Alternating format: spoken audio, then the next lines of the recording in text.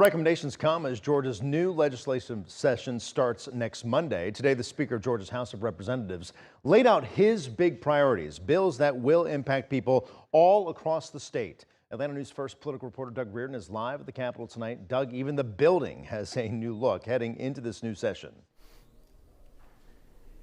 Yes, if you know what to look for, but it is quite something. There has been scaffolding up in the House chambers behind me since almost the day that lawmakers left last year, and that $82 million project wrapped up just in time for them to get back for this upcoming General Assembly.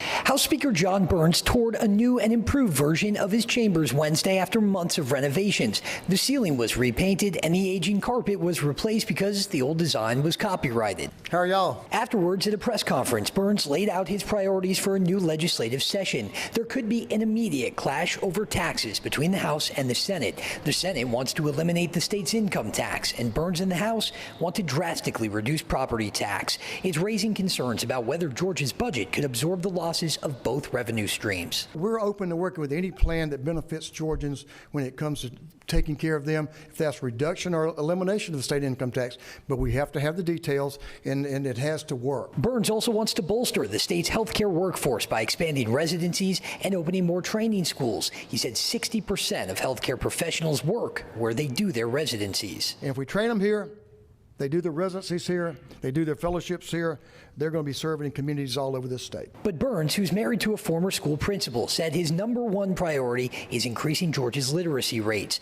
Right now, 1 in 3 Georgia students aren't proficient readers by 3rd grade. Burns wants to expand testing for dyslexia and place a literacy coach in every Georgia middle school. And I think we can all agree we can do better.